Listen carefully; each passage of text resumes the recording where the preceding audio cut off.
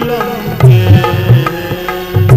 गोपी न प्रेक्षति लगे भज गोविंद भज गोविंद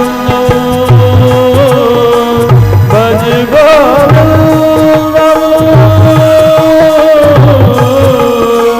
भज गोविंद भज गोविंद गोविंद भज मूढ़मते गोविंद भज मूढ़मते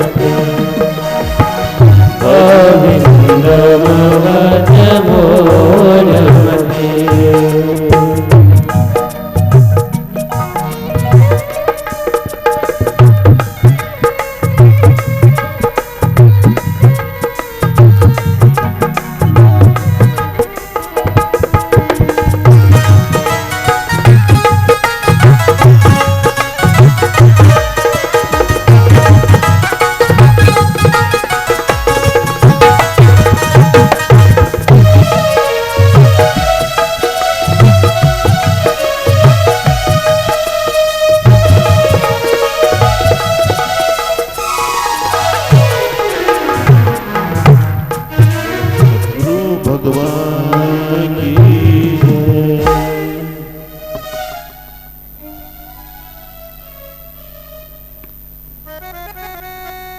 सर्वोपनिषदो गावो दोग्धा गोपालनन्दनः पार्थो वत्स सुधीर्भोक्ता दुग्धं गीतामृतं महत्। धर्मप्रेमी सज्जनों एवं भक्तिमती माताओं,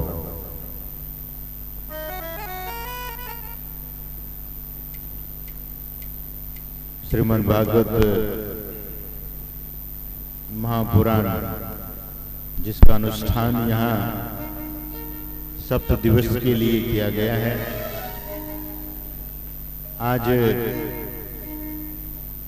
तीसरे दिन की यह कथा, यह यज्ञ जो हमारे ये भजन गाने वाले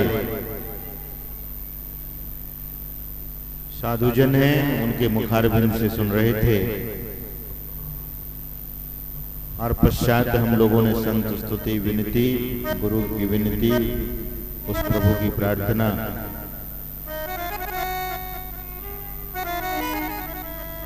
अब कल हम लोगों ने जो कथा सुनी थी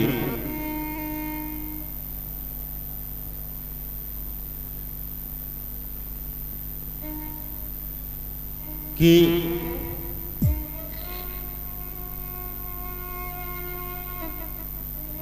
भगवान की जब विशेष कृपा होती है,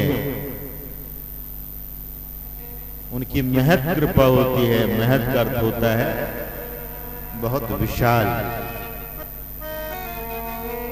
अनंत कृपा होती है उनकी, तब हम आपको कथा सत्संग की प्राप्ति होगी।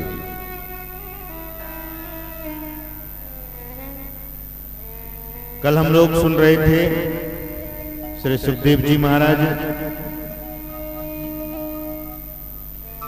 व्यास देव जी के यहाँ उनका प्रादुर्भाव हुआ, और व्यास देव जी हा पुत्र कह करके जब पुकारते हैं तो व्यास देव जी को शिक्षा देते हैं श्री सुखदेव जी महाराज, और शिक्षा देकर वे जंगल चले गए।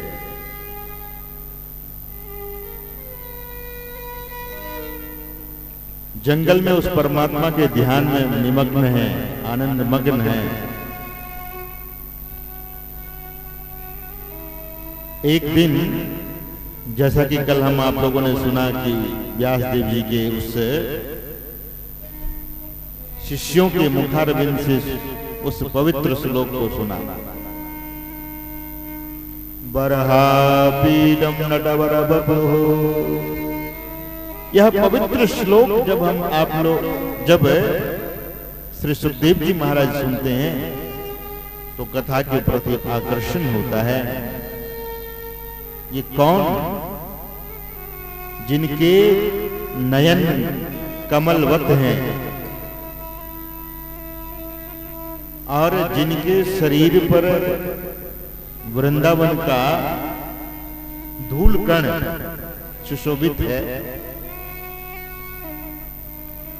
और वो वृंदावन धाम कैसा है जिस पर कि मेरे प्रभु श्री कृष्ण बिल्कुल नग्न पांव से, नंगे पांव से चलते हैं। वृंदारण्यम स्वपद रमणम। स्वपद शब्द यहाँ है, स्वपद का अर्थ होता है कि अपने चरण कमल से भगवान उस वृंदावन धाम को धन्य कर रहे हैं। प्राविशत गीत कीर्ति।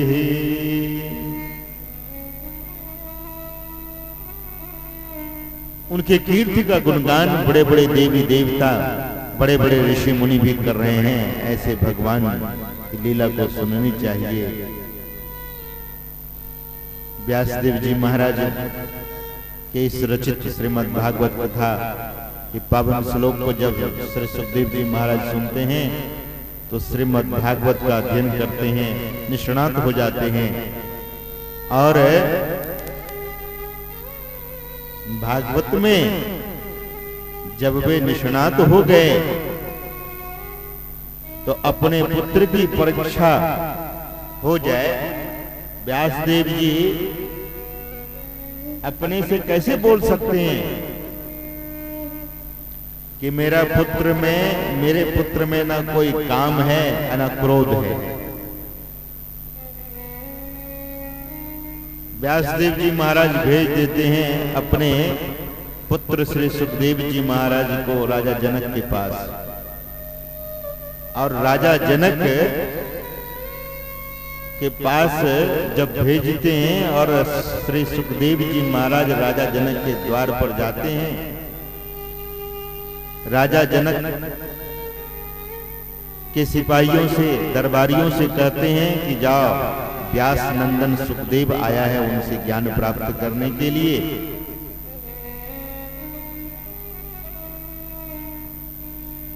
जब दरबारियों ने सुना कि ये व्यास नंदन श्री सुखदेव जी हैं तो राजा जनक को खबर दी गई। राजा जनक को खबर देते ही राजा जनक क्या कहते हैं, ध्यान से सुनना। बोले कि अभी मुझे फुर्सत नहीं है, बोलो उनको 5 दिनों तक द्वार पर ही खड़े रहने के लिए। आप किसी से मिलने जाएं, आजकल विद्यार्थी लोग जाते हैं पढ़ने के लिए, पहले गुरुकुल का हिसाब किताब होता था, अब तो ये स्कूल में भी कॉन्वेंट, और आजकल बच्चे की परीक्षा नहीं होती है, आजकल टीचरों की परीक्षा हो जाती है। श्री सुखदेव जी महाराज खड़े हैं।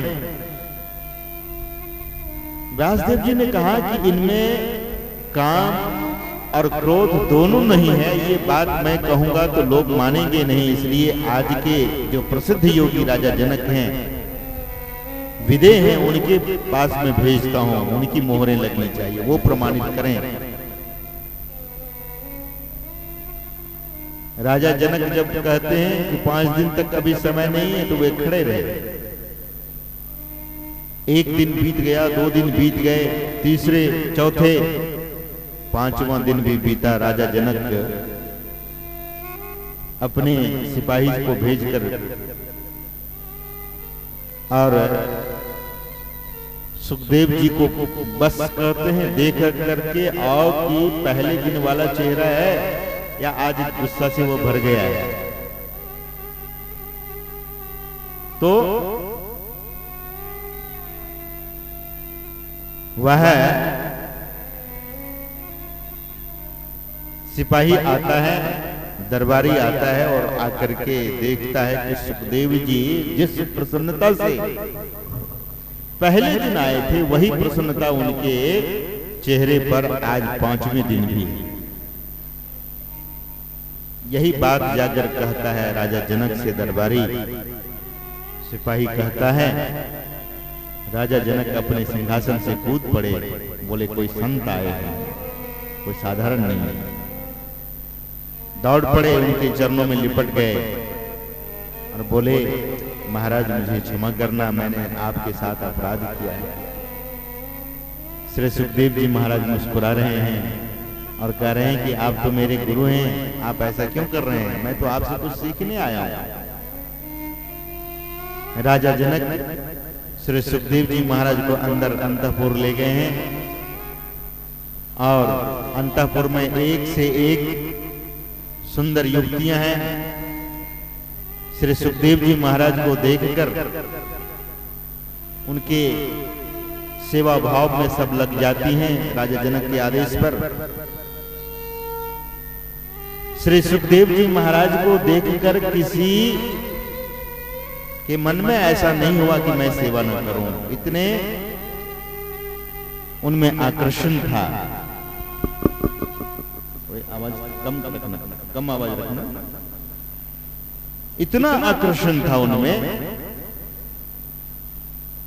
कि सभी जितनी युवतियां थी सब उनकी सेवा में लग जाती हैं। और सुखदेव जी महाराज के भीतर में कहीं भी किसी भी प्रकार की विकृति नहीं आती है। राजा जनक ने इस दृश्य को जब देखा पुनः चरण में लिपट जाते हैं और कहते हैं महाराज आपके पिताजी का ही ऐसा आदेश था, इसीलिए मैं आपकी परीक्षा कर रहा था। आप संत हैं और संत की परीक्षा तो नहीं लेनी चाहिए, लेकिन आपके पिताजी का आदेश ऐसा था। पूरे भरे दरबार में राजा जनक श्री सुखदेव जी महाराज से कहते हैं कि आप में न तो काम है न तो क्रोध है, आप पूर्ण संत हैं। श्री सुखदेव जी कहते हैं कि राजन आप तो मेरे गुरु तुल्य हैं, मैं आपसे कुछ सीखने आया हूं। बोले ये कदापि नहीं हो सकता, हम पढ़ते जरूर हैं लेकिन हम आपके जीवन में वह आचरण, भागवत सुनते जरूर हैं लेकिन भागवत हम आपके जीवन में उतरता नहीं है। ये उतारने की बात है। भागवत शास्त्र को यदि हम आप उतार लें तो जीवन हम आपका धन्य धन्य हो जाएगा। आगे का प्रसंग श्री सुखदेव जी महाराज आते हैं लौट करके। अब उन्हें भी लगता है कि भागवत शास्त्र किसी को दिया जाए। तब तक इधर श्रीमद् भागवत में एक प्रसंग लिखा गया है व्यासदेव जी महाराज के द्वारा कि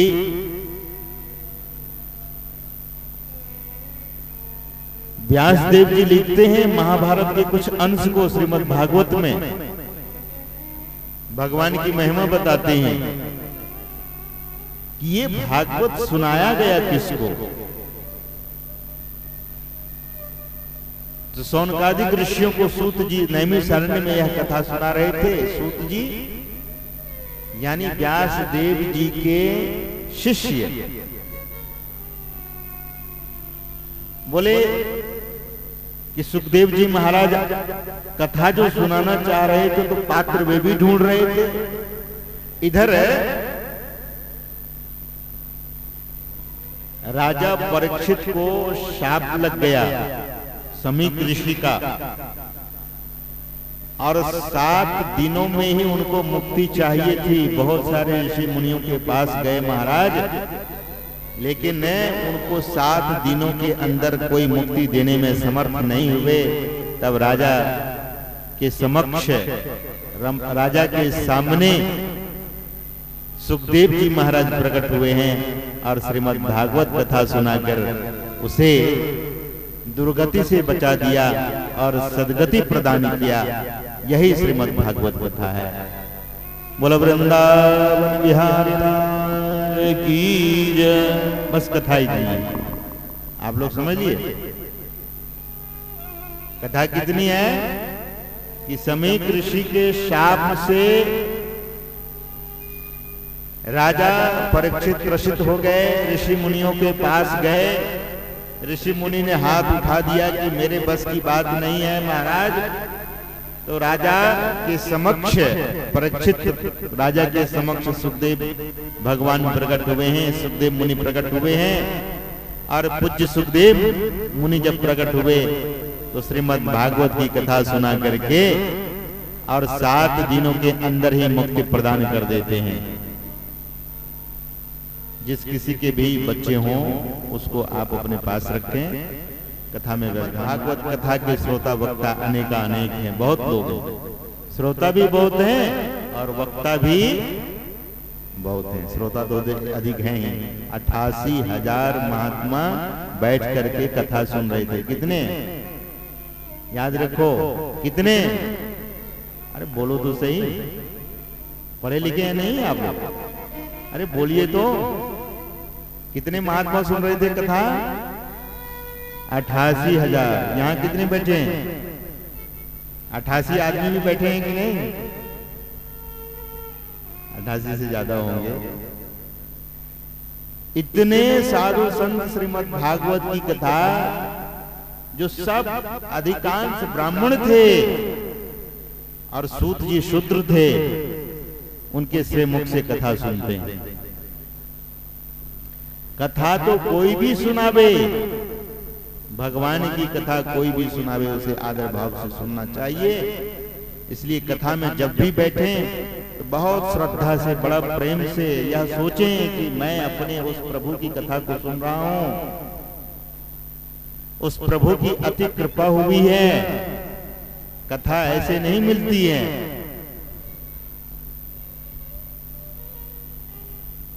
सौनकादिक ऋषि ने प्रार्थना किया कि मैं निवेदन करता हूं प्रभु, सूर्य कोटि समप्रभ, बोले सूर्य के समान आप हैं, इसलिए सूर्य जिस तरह से देने का काम करता है उसी तरह से हमें भी भगवत कथा अमृत देने का काम कृपा करें। सूत जी वर्णन कर रहे हैं कि इस भारतवर्ष में भरतवंशी हुए, उसी में एक को कौरव और दूसरे को पांडव। कुरुवंश में कौरव क्यों कहा? कुरु के वंश में होने के कारण कौरव, और राजा पांडु के पुत्र होने के कारण पांडव। 5 भाई होने के कारण भी पांडव। बोले एक समय की बात है कि कौरव और पांडव में युद्ध हो गया। युद्ध के पश्चात कौरव दल के सभी सारे लोग मारे गए। 5 आदमी को छोड़ करके सब लोग मर गए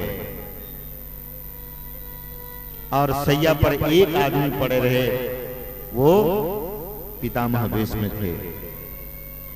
वो न तो कौरव पक्ष में थे न पांडव में, यूं कहिए कि अंतर्मन से वे पांडव के पक्ष में थे। दुर्योधन के पास बहुत बड़े बड़े बलशाली महारथी थे। दुर्योधन ने कहा कि मैं समर जीत लूंगा, लेकिन दुर्योधन हार जाता है। जिधर भगवान थे उधर जीत होगी। भीष्म द्रोण तटा जयद्रथ जला गांधार नीलोत्पला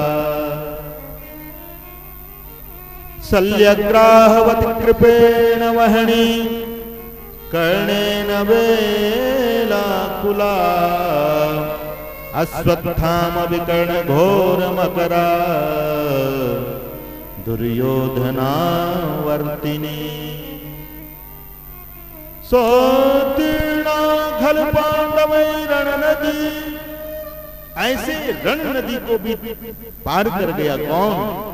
बोले कैवर्तकः केशव है, उस केशव की कृपा से, उनकी कृपा कटाक्ष से पांडव लोग इतने बड़े धर्म युद्ध को जीत लिया, इतना बड़ा युद्ध जीत लिया, बड़े बड़े महारथी को मार दिया, अंत में दुर्योधन भी मारा गया। दुर्योधन को भीम गदा मार मार करके उनके जांघ को तोड़ दिया था। दुर्योधन ऐसे पड़ा हुआ था, धूल धूसरित था। और देखो दुर्योधन की ऐसी हालत हो गई थी कि जिस दुर्योधन के छत्र पर 16 योजन के मध्य में चले छत्र की छाही रे, सोई दुर्योधन मिल गए माटी के माही रे, मिट्टी में मिल गया दुर्योधन। कैसी दुर्दशा, जिनका छत्र इतना बड़ा था, छत्र उठाने वाले कितने लोग थे, सैकड़ों लोग होते थे, उस छत्र के नीचे दुर्योधन चलता था और ऐसे चलता था, 10,000 हाथी का बल था।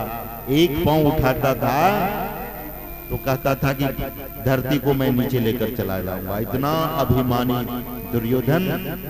उसने कहा था मैं युद्ध जीत लूंगा, लेकिन भीमसेन जब गदा मार मार के उनकी जांघ को तोड़ दिया, मिट्टी में मिल गए, कराह रहा था, एक तरफ गीदड़, दूसरी तरफ लोमड़ी, सियार, गिद्ध, कुत्ते सब नोचने के लिए तैयार, जिंदे में ही। दुर्योधन को आज कोई भी देखने वाला नहीं, दुर्योधन की कोई रक्षा नहीं कर रहा था।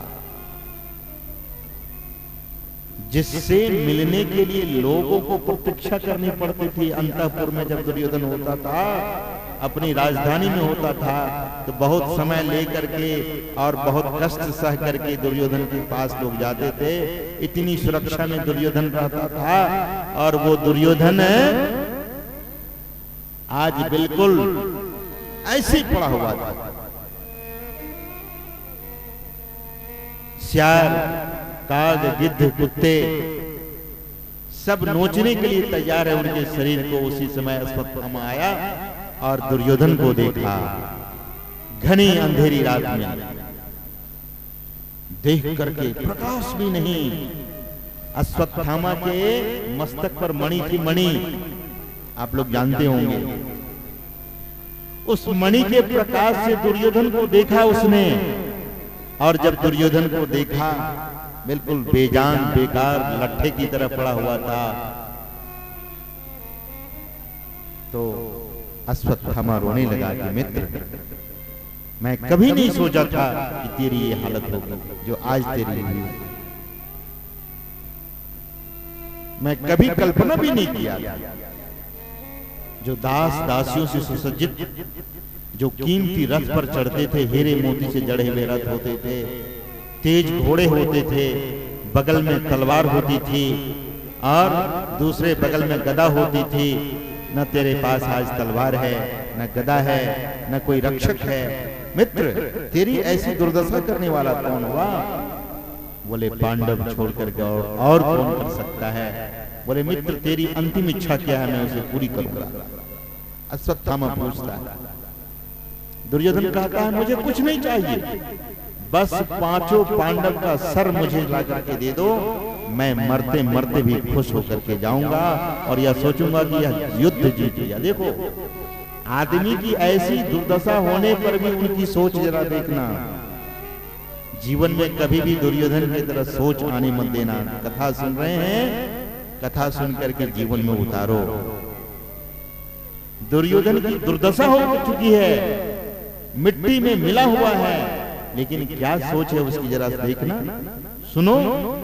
उनकी सोच कैसी है? कहता है कि 5 पांडव का सिर मुझे काट कर लाकर हमें दे दो, मैं सोचूंगा कि युद्ध जीत गया। अभी भी दुर्भावना नहीं गई, अभी भी दुष्वृत्ति नहीं गई। क्यों? अब कारण बताओ आप लोग, क्यों नहीं गई? जीवन भर जो काम करोगे वही काम आपको अंतिम समय में भी याद आएगा। जो कर्म करोगे, जैसी वृत्ति जीवन में हम आप रखेंगे, वैसे ही वृत्ति अंत समय में भी आती है। दुर्योधन की बात को सुनकर के अश्वत्थामा जाता है। पांचों भाई पांडव और उनके पांचों पुत्र बगल में सो रहे थे। द्रौपदी भी बगल में, ठीक दूसरे शिविर में बगल में सो रही थी। लेकिन भगवान श्री कृष्ण जो पांडव के रक्षक थे वे नहीं सो रहे थे। यह प्रीत करन की रीत नहीं, प्रभु जागत है तू सोवत है। यही प्रीत करने की रीति है। संत लोग जगाते हैं, गली गली में जाते हैं, राम नाम के मोती हीरे बिखराते हैं, लेकिन लूटने वाले लूट लेते हैं और उसकी निंदा करने वाले निंदा करते हैं। अरे ये महात्मा लोग ऐसे ही करते फिरते हैं। सज्जनों, जरा विचार करें, उस परमात्मा की कितनी कृपा। अकारण कृपा करने वाले कोई हैं तो वे परमात्मा हैं। वे संत सद्गुरु होते हैं जो बिल्कुल अकारण कृपा करते हैं, बिना कारण की कृपा। जगत के लोग तो आप पर कृपा करते हैं तब जब आप उनको कुछ कृपा कर देते हैं, उन पर कुछ करते हैं तब वो आपको भी कृपा करते हैं, आप पर भी कृपा करते हैं। भगवान श्री कृष्ण वे अंतर्यामी, वे जानी जान हैं। वे जान गए कि अश्वत्थामा के हृदय में दुष्ट वृत्ति आ गई है।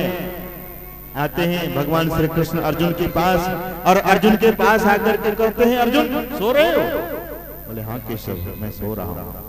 बोले तुम्हें चिंता नहीं है? बोले युद्ध तो जीत लिया हूँ, अब किस बात की चिंता? बोले अभी भी बहुत खतरा है। बोले खतरा नहीं, जिसके सिर पर केस हो फिर उसे कैसे अंदेश हो। सिर पर 5 बसे परमेश्वर, पंच परमेश्वर वे परमात्मा जिसके सिर पर बसते हैं प्रभु, उसको कैसी चिंता। पलटू सोवे मगन में साहब चौकीदार। संत पलटू साहब कहते मैं मगन होकर के सोता हूं इसलिए कि मेरे सिर पर वे परमात्मा है केशव। भगवान श्री कृष्ण अर्जुन से कहने लगे, पांचों भाइयों से कहने लगे, अभी चलो उधर गंगा जी के किनारे। बोले सभी भाई लोग बोलने लगे, प्रभु आपको तो जब जैसा मन होता है वही कराने के लिए तैयार हो जाते हैं। कितनी मीठी मीठी नींद आ रही है और आप कह रहे हो जगने के लिए। भगवान श्री कृष्ण कहते हैं मैं जो कह रहा हूं वो करो और शीघ्रता से करो। धर्मराज युधिष्ठिर जी उठ गए, भीमसेन उठ गए, अर्जुन उठ गए, सब जगे उठे, अपना बाण तरकस संभालते हैं। और भगवान श्री कृष्ण कहते हैं अरे ये जो बच्चे सो रहे हैं ना, इसको भी जगाकर साथ ले चलो। भगवान स्वयं साक्षात श्री कृष्ण पांडव के सभी पुत्रों को जगा रहे हैं कि जगो, खतरा है खतरा। आपको अगर सरकार की तरफ से सूचना हो जाए कि भूकंप आने वाली है तो नींद आएगी क्या? नींद आएगी? बहुत मुश्किल है। जापान में अभी क्या हुआ पता है आपको? लेकिन इतना जानने पर भी कोई खूब चैन से सो रहा है तो सोच लो उसे क्या होगा।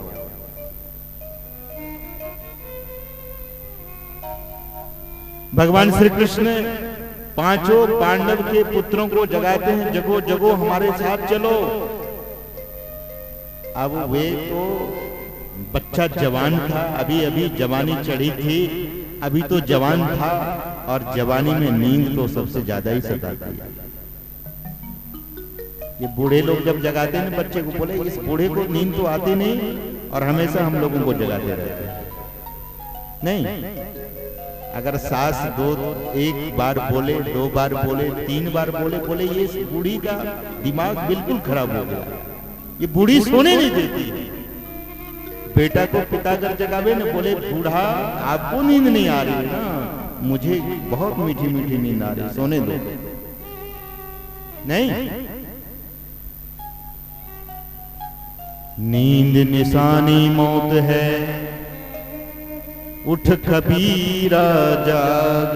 सुंदर से सुंदर आदमी जब सोता है ना, और सोने के बाद जब वो जगता है, उनके चेहरे को देखो ना कैसा लगता है, वो छिपाता है चेहरा, मुंह ढक लेता है। हम लोगों के पास तो अक्सर जब कोई युवक लोग आते हैं ना सो करके, और आना पड़ता उनको, तो थोड़ा सा मुंह इधर उधर घुमाते हैं, तो हम लोग भी तो पहचान ही लेते हैं। बोले क्या बात है, देर से नींद टूटी क्या? बोले महाराज यही बात तो आपको नहीं पूछना था, यह बात क्यों पूछते हैं? यानी चेहरा विभत्स हो जाता है। बहुत सुंदर आदमी हो, सो जाता है, सोने के बाद सुबह उनके चेहरे को देखो, फ्रेश नहीं होता है, तब क्या करते हो? फ्रेश होते हो, नहाते धोते हो, फिर सुंदर हो जाते हो। नींद निशानी मौत है, मौत की निशानी है नींद। उठ कबीरा जाग, और रसायन छाड़ कर राम रसायन लाग। और रसायन में लगे हुए हैं, और रस में लगे हुए हैं, लेकिन महापुरुष कहते हैं कि नाम रसायन में लग जाना चाहिए। भगवान श्री कृष्ण साक्षात श्री हरि जगा रहे हैं पांडव के पुत्रों को, बोले नहीं जाऊंगा, आप कितना भी कह लो, नींद छोड़ूंगा नहीं।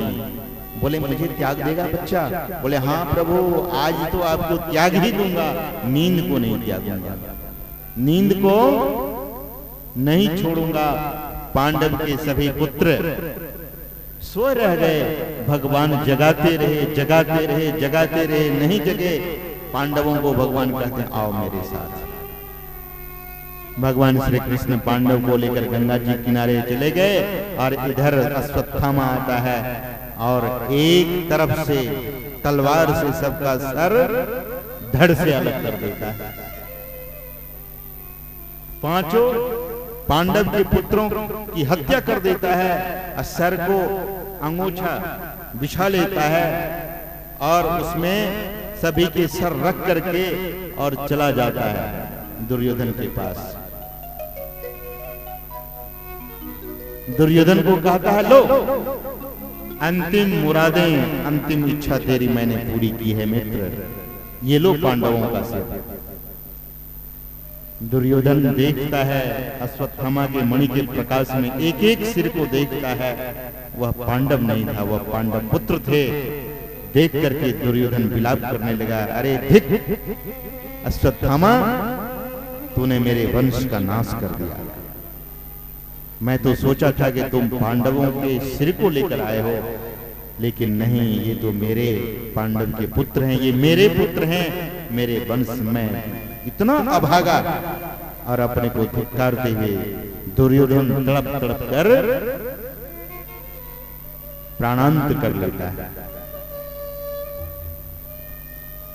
देखो ऐसी करनी मत करो, जो स्वयं भी पछताना पड़े और लोग भी दुत्कारते रहे, लोग भी कभी भी आदर से नाम न ले आपका। ऐसी करनी कभी मत करना, करें तो ऐसी करो जैसा कि संत कबीर साहब कहते हैं, कबीरा जब पैदा हुआ जग हंसे हमरो, ऐसी करनी कर चलो हम हंसे जग रो। हम हंसे और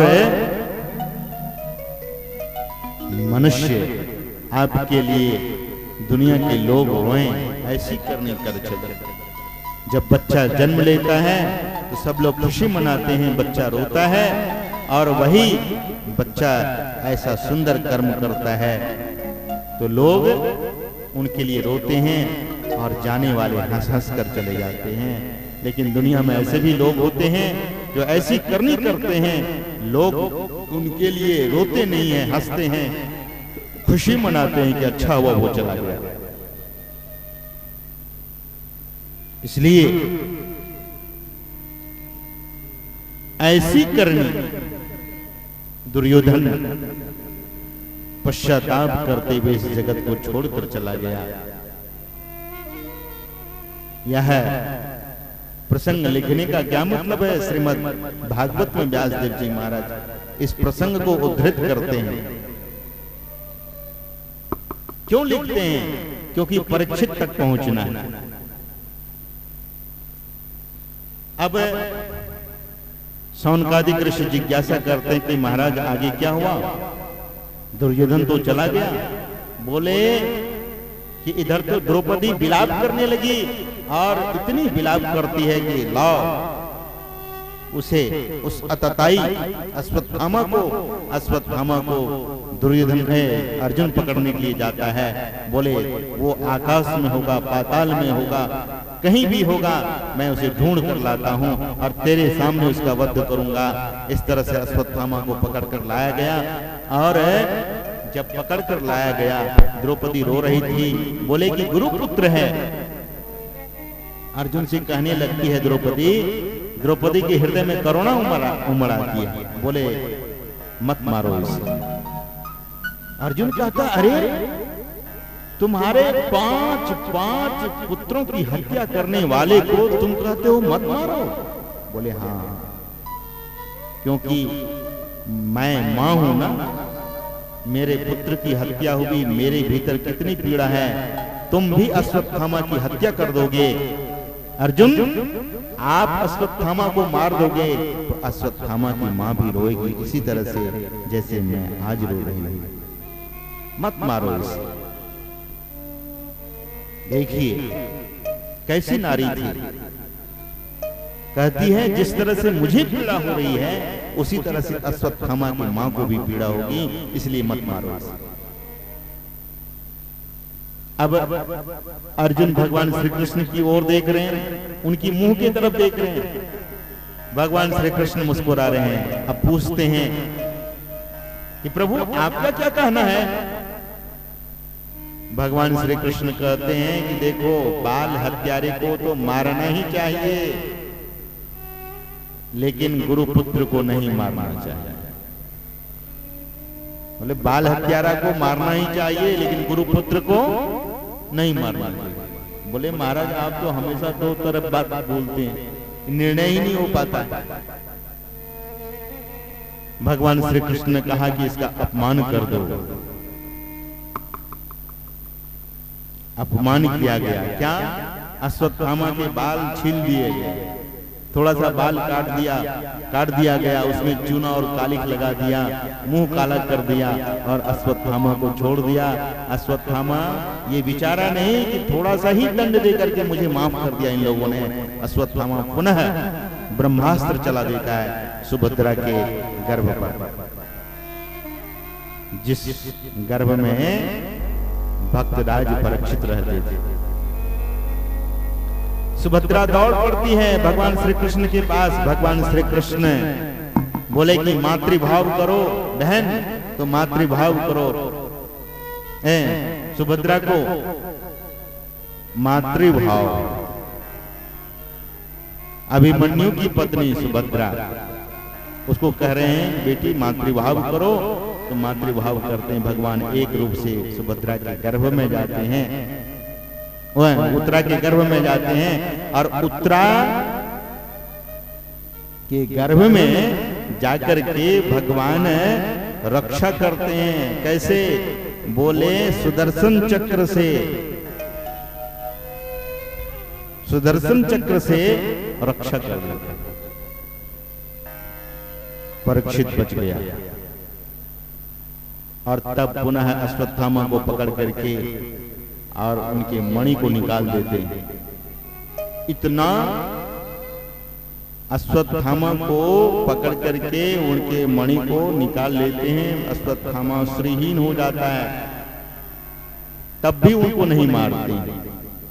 देखो भगवान की करुणा और दुष्ट की दुष्टताई तो देखो।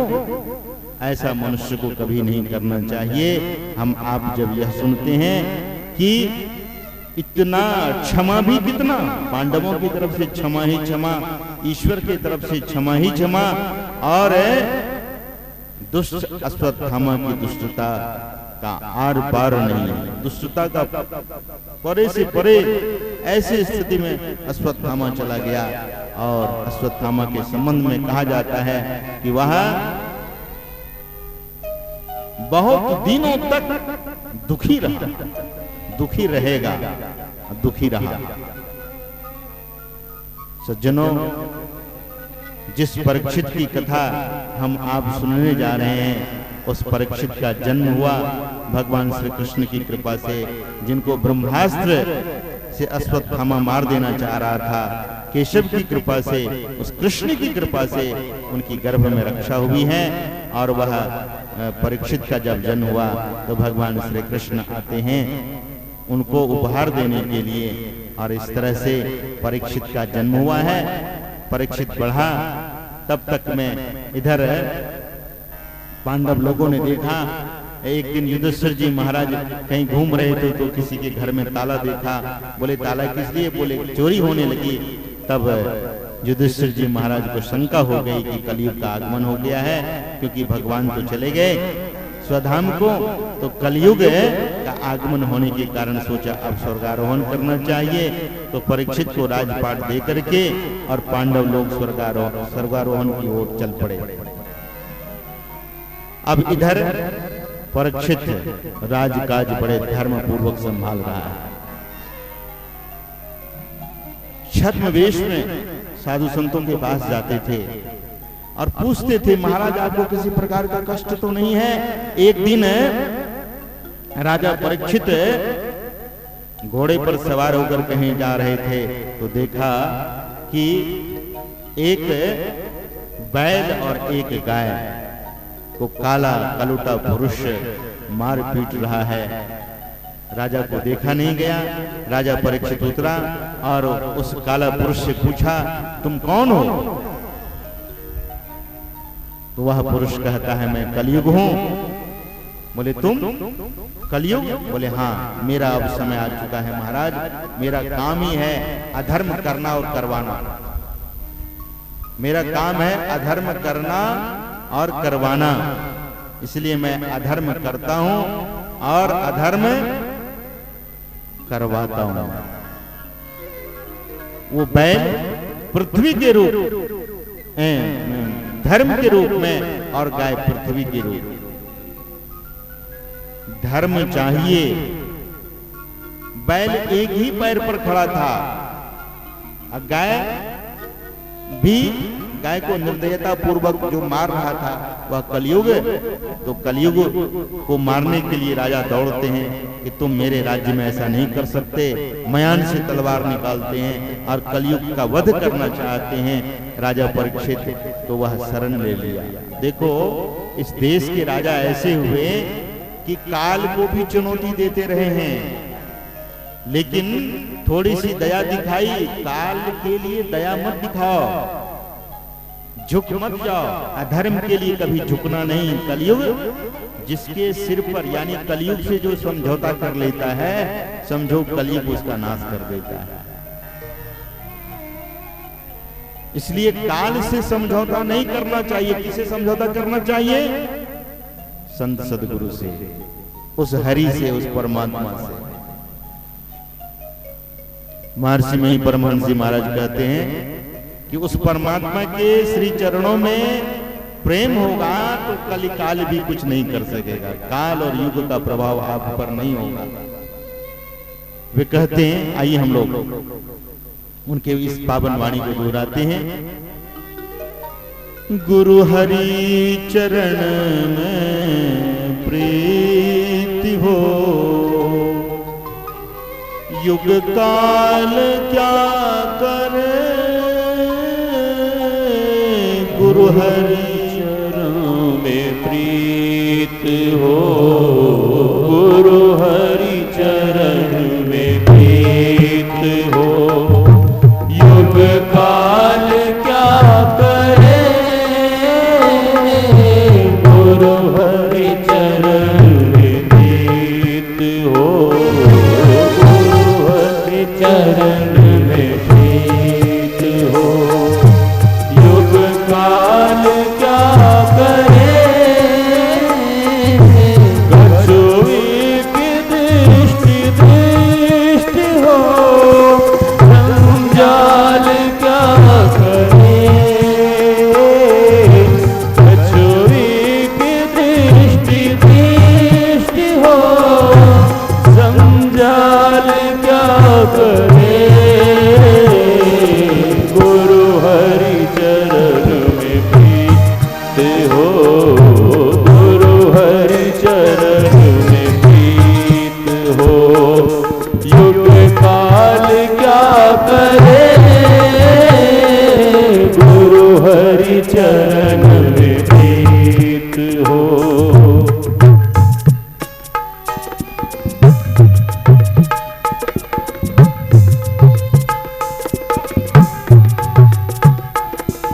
आप लोग ताली से जरा सहयोग दें।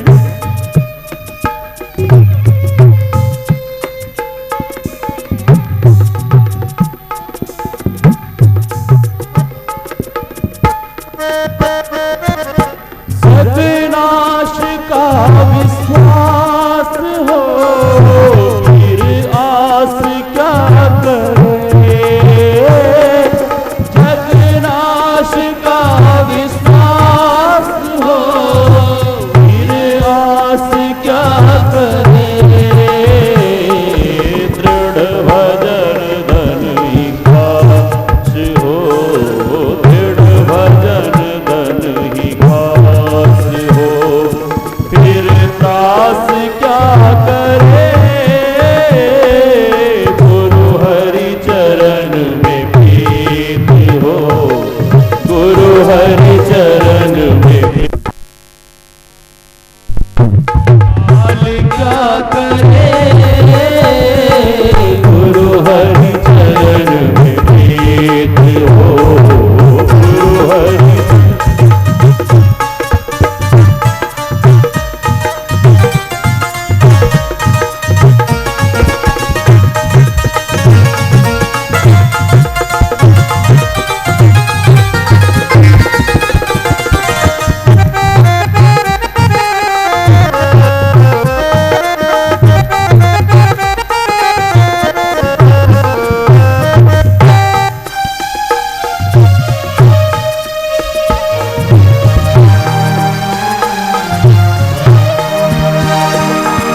वैराग युक्त अभ्यास हो, निराश क्या करे।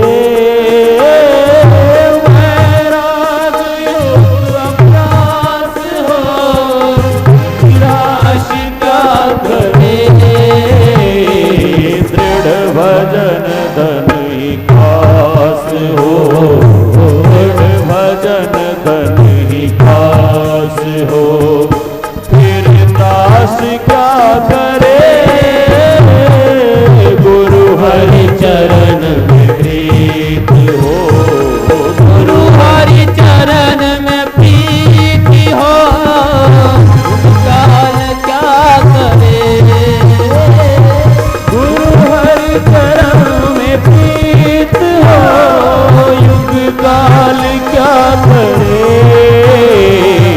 कछुई की दृष्टि दृष्टि हो, कछुई की दृष्टि दृष्टि हो। जंजाल क्या करे गुरु हरि चरण में प्रीत हो।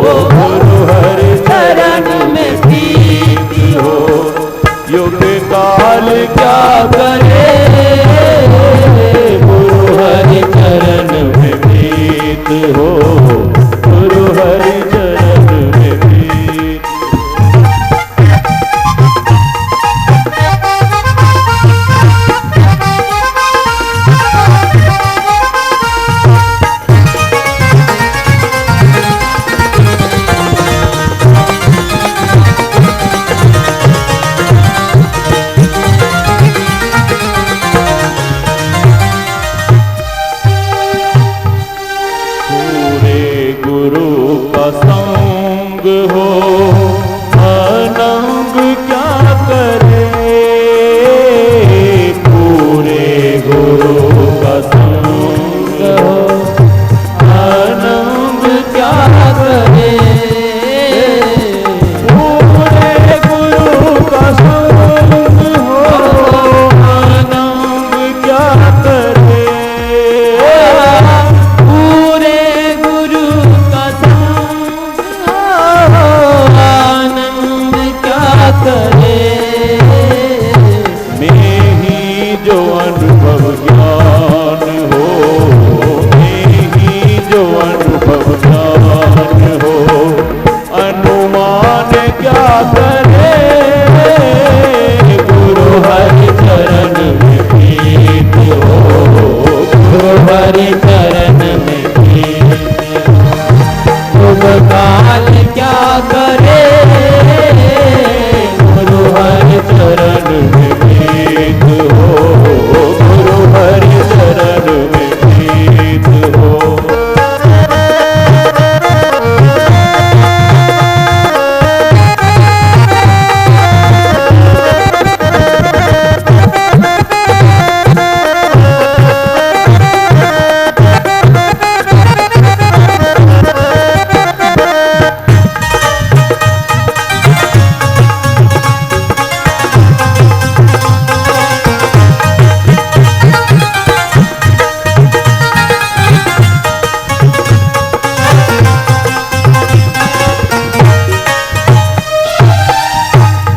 बोलो सद्गुरु महाराज